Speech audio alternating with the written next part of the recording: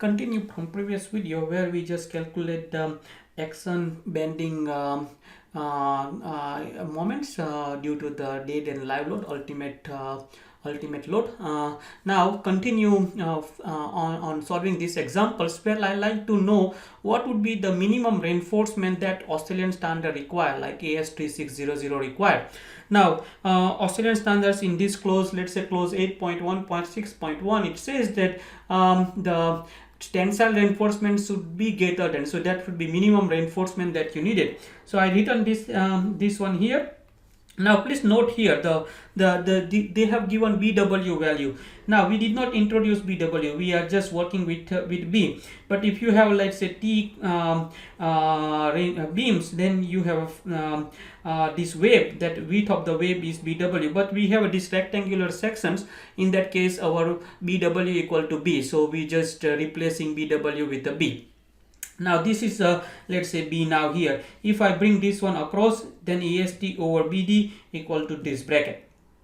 Now as this is a tensile steel area over the concrete area, which give me the reinforcement ratio, which is the minimum reinforcement that you should put it into the reinforcement rate. You might come up with the design where you don't need reinforcement, but Australian standards saying that okay, we don't have a concrete beam without reinforcement, so they provide the provision here regardless of your design calculations. If you end up with no reinforcement, but you should have at least this minimum reinforcement that you're going to put in. So this is the equations. In these equations this just unknown variable is this flexure tensile strength of the concrete, which has an equations given in clause 3.1.13, which is I think a few page on across, where you can find this 3.1.13.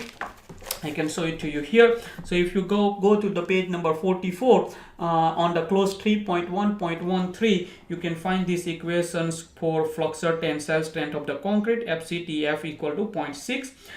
So 0.6 times the 32 FC dash. I think I can show it to you. We in our last video we used this 32 megapascal for durability. That I substitute here. The multiplications give 3.39 value.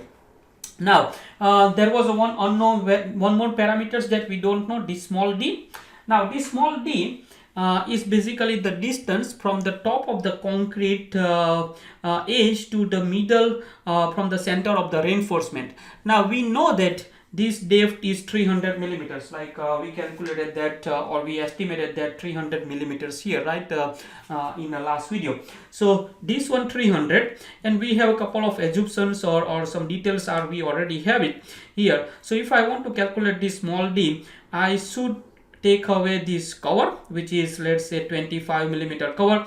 Now where we can going to find a cover? So these reinforcements should be protected from the corrosion, so it should have a durability requirement that we can satisfy from the table 4.10.3.2, where we have a exposed classifications. In our last videos we found that exposed classification was A2, so we found that A2 in our previous video. In that case A2, and if you have a 32 megapascal concrete, so we have a required cover, let's say 25 millimeters. So we put the cover 25 millimeters to protecting this reinforcement against corrosions.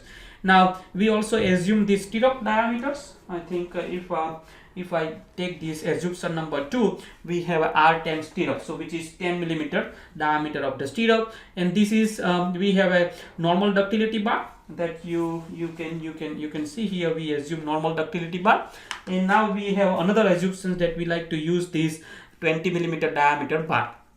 So if I want to find this small d, I would take capital D, take away this cover, take away the diameter of this stirrup, take away this diameter, divide by 2. So 300, this is depth of the overall depth of the beam, take away 25 cover, take away this stirrup diameter, take away this 20/2, which is reinforcement divided by 2. It's give me this 255 millimeter of this small d value, which is your depth from the reinforcement to the top of the concrete. Now these equations that I just written here, I just rewrite instead of greater than for mathematics, I just written equal to, but keep in mind we need to have this is minimum, so there should be greater than these values. Alright, so I rewrite these equations, and that equations basically that I can show it to you again probably in the section number 8, that the beam design is given in the section number 8, where they have a for bending sections they have these equations provided, where we have these equations here that was written here. Alright, so I substitute a value alpha b for rectangular section is given here 0.20, so I substitute 0.20. Capital D is 300 millimeters depth over small d, we just calculate 255 square times FCTF. We in the last steps we calculated FCT 3.39 megapascals over the yield strength of this N bar reinforcement. I think we have assumptions that we have this normal ductility 500 bar, so it has a 500 megapascals strength that are substitute here. It's give me 0.00189. That is the minimum reinforcement that you need in the steel beams regardless of your calculations. Now we also need to know maximum allowable reinforcement ratio. We don't want to put too much reinforcement into the beam. So what is the minimum? That 0.0019. Now let me put the another boundary. What is the maximum reinforcement that I needed?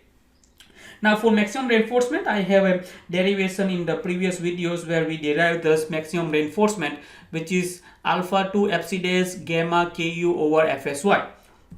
Now for singly reinforced beam, we generally our main goal is to provide the singly reinforced beam in the practice, right? That will have a tensile failure, and the yield still reinforcement will yield before the concrete will crush.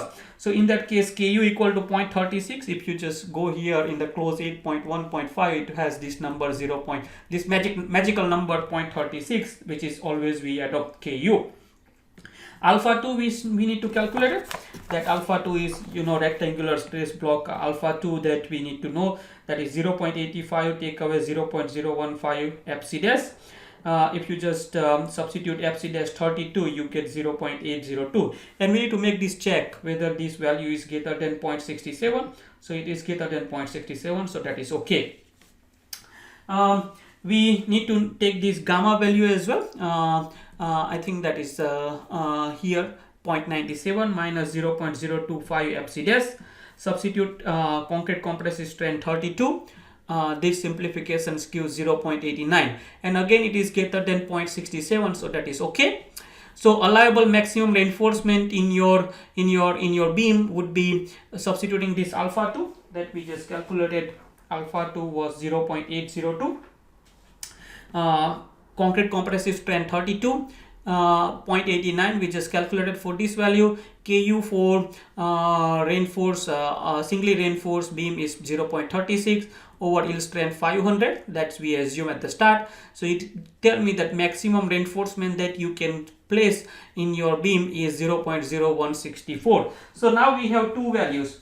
One is the minimum 0.0089, that your reinforcement should not be less than this one, and your reinforcement should not be greater than 0.00164. And probably in the next video we're going to solve the further this example. Thank you.